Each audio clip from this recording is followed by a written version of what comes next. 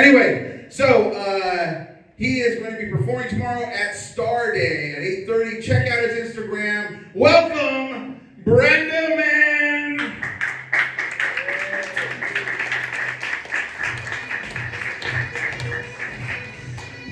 Get hype, this is my hype up music.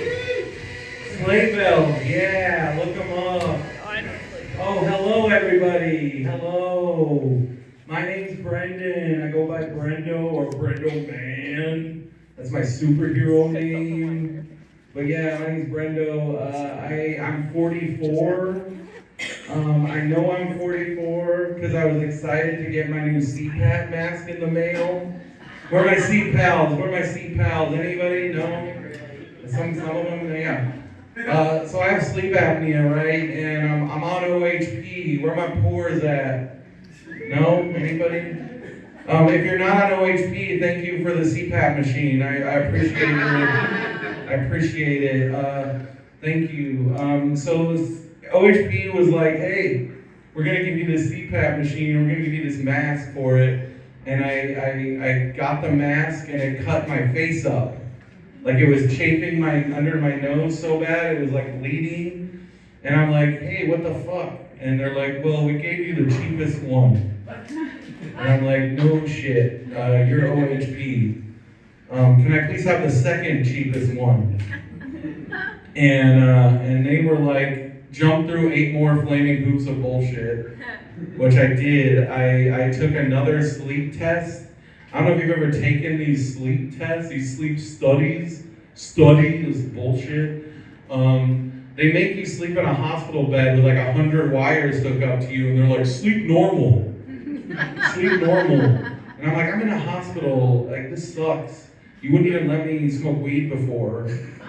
Like they took my weed at the door. I was like, this is bullshit. I thought you said to sleep normal. Everybody smokes an ounce of weed before they sleep, right? Come on.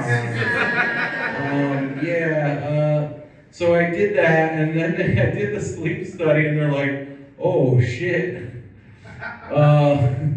You have 100 apneas an hour. That means I stop breathing 100 times an hour when I sleep. I just go 100 times. I should be dead. I should be dead. But so they fast tracked me and got me this new mask, and now I can sleep comfortably. It's great. Yeah. Still gay. Still gay. I am gay. I am queer. I'm a bear. Grrr. A bear is just a big hairy dude like me that fucks hot dudes because they're into it. Do you want to hear about a time someone was really into it? Yeah. So I used to work at Disneyland in Anaheim, California. Who's been there? The happiest place on earth. Fuck Disneyland. Fuck them. Let me tell you why. So I worked at the main entrance in Disneyland. I was a member of a union. Give it up for unions, yeah. I was a member of SEIU, big union. And Disney wasn't giving us our OSHA breaks properly. That's your mandatory 15 and 30-minute breaks if you work 6.5 hours. They weren't doing that right. Like I wouldn't get my lunches, and I'd have to eat in the office. It was bullshit.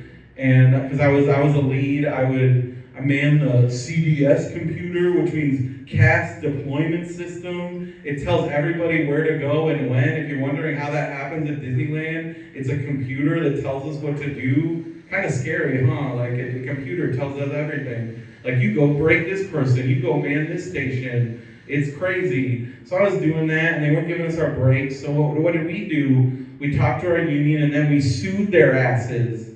We sued them, and we fucking won. We settled for like millions of dollars. Because Disney, you don't win a lawsuit with Disney. They just realize if they're fucked or not, and then they'll settle with you. Because that's what they do. Because they have the good enough lawyers, they'll just take somebody to court forever. But they're like, well, these are our employees. I guess we should give them money. And also, we had a cut and dry case with the Department of Labor. And because they weren't giving us our breaks. And So we each got checks for like $5,000, like all 3,000 employees or 4,000 employees. And that was great because I was 25 and my rent was like $300, and this was 2005 in Orange County. And yeah, I had very low expenses, so $5,000 was like a bonanza. I spent most of it on drugs. I'm not gonna lie. But what else I spent it on was we each at the park, we all had a big meeting outside of the park while we were with our union. We had our big union meeting, right? And somebody was like, hey, we should have a party to celebrate this victory. Let's all chip in $50. We'll rent a ballroom nearby Disneyland so we can all just walk there after work, and we'll get a full bar, we'll get kegs, we'll get all the drugs, all of them. Like, leave no stone unturned. Like, and I'm talking like good shit, like ecstasy, like real ecstasy, not this Molly bullshit that these Gen Zers are on now. Like, that stuff I'm not into, but ecstasy, yes please. Yes, please. It's very fun. And so yeah, we were doing that, and I was drinking a lot, and we maybe had some cocaine too. I'm not talking about that though. That's bad. Don't do cocaine. So I was really high, and the whole entertainment department was there. That's your costume characters, what's called your face characters, which means like Snow White. Anybody that doesn't have a mask on, they're the face characters. But like, since I'm gay, I didn't fuck with Snow White or Sleeping Beauty or Ariel or Belle. I wanted to fuck Goofy. Real bad. And so I sidled up to Goofy, because Goofy, so the hottest, in my opinion, characters in the park are the tall, buff dudes. And that's your Goofy, your Queen of Hearts, your Clarabelle the cow, and who else? Pete, and Beast. Because the Beast head weighs like 120 pounds. So that dude's fucking jacked. And so I'm like, well, Beast is out of my league. I tried to go for Jack Sparrow, but he was just mobbed by women, even though he's gay. Most of the Jack Sparrows are gay. But he was just I couldn't get near him. So I'm like, all right, Goofy, it's time. So I went over to Goofy and I was like, hey, you want to go somewhere? I got more drugs. And we went in a bathroom, and I fucked Goofy in a bathroom. Yeah, with the head still on. Yeah. And when he came, he went, "Kill." And when I came, I went, "Yahoo!" That's what he does when he falls off a cliff. So yeah, it was great. And then I was on such a high afterwards. I'm like, I'm gonna keep this party rolling. So I fucked a Pinocchio too. And I was like, hey, if I lie to you and sit on your face, well, does that work? Come on. It was fun. It was a fun night. And that's why unions are good. Yeah. I'm very pro-union because I got the fuck Goofy thanks to my union. You guys like mushrooms? The drug, not the pizza topping? Who likes mushrooms in here? Yeah, you do, sir, I can tell. I love mushrooms. I have to do a lot of them though because I'm on antidepressants, and to even get high off of them I have to do, this is a lot, kids, don't do this. I have to do an 1/8 of mushrooms at a time. That's a lot. So sometimes when I do too many, I get sick to my tum-tum. Like my stomach hurts. And so my stomach was hurting from doing too many mushrooms on Halloween 3 years ago. And my brother in his wise self was like, hey, I know what'll help you. Let's go to McDonald's. So we went to McDonald's, and I ordered the all-time classic McRib sandwich. Any McRib fans here? It's the seasonal. Whenever pork prices are low enough, they start cranking them out. the pork-shaped patties that aren't really ribs. Yeah, they're nasty. Don't have a McRib when you're on mushrooms. I'll tell you why real quick. So I was babysitting my niece later that day, and I had the mushrooms and the McRib, and I started having a rumble in my bumble, if you know what I mean. And I shit all over my couch. Yeah. But it was fine, because through some magical wizardry of my asshole, none of it got in my pants or my underwear. It just went up and out. Just went up and out onto the couch, and I got up and ran upstairs, and then I threw up everywhere. And yeah, this is a real gross story, but I don't care. It's fine. This is an 18 and up show. You were warned. So yeah, I did that, and you have to understand something about 3-year-olds. When they're 3, they're forming their core memories. Their core memories. My core memory, my first memory when I was 3, was going to see Return of the Jedi with my dad opening night in 1983. It's rad. That's a rad first memory. My niece's first memory is me shitting on the couch. Yeah. And she talks about it all the time. If you were to go visit my brother's house, which is where I was living, she'll tell you, she'll be like, hey, oh, I didn't do the voice right. Hey, this is our new couch. Uncle Brendo pooped on the old one. To the point where she tells this to everybody, and my brother was having a party with all his preschool dads, and I'm meeting these dudes for the first time, and I'm like, hey, I'm Brendan. They're like, oh, couch shitter. And I'm just like, Lillian! She's punking me on the daily. I don't like it. All right, I'm going to wrap this up. What should I talk about? Oh, I'm a proud sad boy.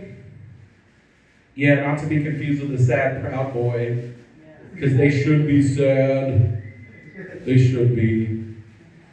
I got diagnosed with depression when I was 12. I know that sounds super young, but it was 1992.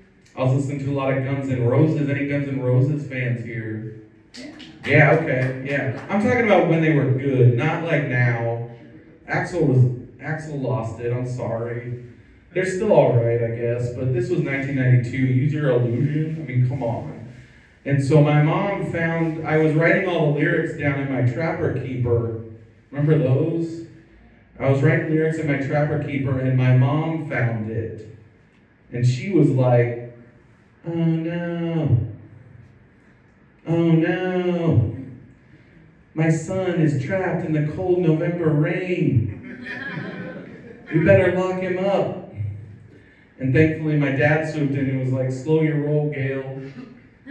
Slow your roll. We'll just get him some therapy. It's a lot cheaper, less traumatizing than the psych ward. He was right. He was right. And so, yeah, every 10 years I get a new diagnosis. 20 anxiety, 30 ADHD, 40 PTSD. I'm collecting all the wrong letters. None of the good ones. No MBA, no PhD. I was just using a lot of THC. That's how I coped. That and shame. I even got diagnosed with Asperger's once. Yeah. And the doctor was like, hey, we're going to have you test for this because I don't know what the fuck's going on. And I took the test and he's like, ooh, you're right on the bubble. But you have so much other shit going on right now. You know, I just listed all of it for you. You have so much other shit going on that we're going to table this. And that was 20 years ago. So fuck me. And then in the meantime, they removed Asperger's from the diagnostic manual. Does anybody know why? No? He was a Nazi. Dr. Asperger was a Nazi. You can look that up. So they're like, maybe we don't have this be a thing anymore. And they rolled it in. I'm on the spectrum now. And it's like whoop-de-doo. Most of Portland comedy's on the spectrum. And it's like, you can't make eye contact that well. So what? You spend thousands of dollars on WrestleMania tickets. Yeah, I love it. But that's between me and Vincent Kennedy McMahon Jr. I can't stop giving that asshole money. He sucks. Don't Google it, it's gross. And I can't stop giving him and his son-in-law money. I love WWE so much. One time I even took out, I saw an ad for WWE Fantasy Camp, and I took out a personal loan for $3,000 so I could go. Worth it! It was so worth it. I got to go to Florida. I got to meet my favorite wrestler, Shinsuke Nakamura. Look him up, he's rad. But you have to understand, it was me, 8 rich dudes, and a Make-A-Wish kid. R.I.P. Sorry, it was 7 years ago. He was rad too. So I got that breakfast with Shinsuke, and he's like, Brendan, you don't seem like a Make-A-Wish kid. Are you rich? And I'm just like, nah, dude, I'm just a sad boy. And he was like, you know, when I get sad, I go surfing. I don't go on $3,000 trips, dude. And I'm like, that's nice, but my dad surfed every day, and he's dead. And he's like, oh shit, you are a sad boy. And he gave me a hug, and it was the best hug I've ever gotten in my life. All right, thank you so much. My name's Brendan.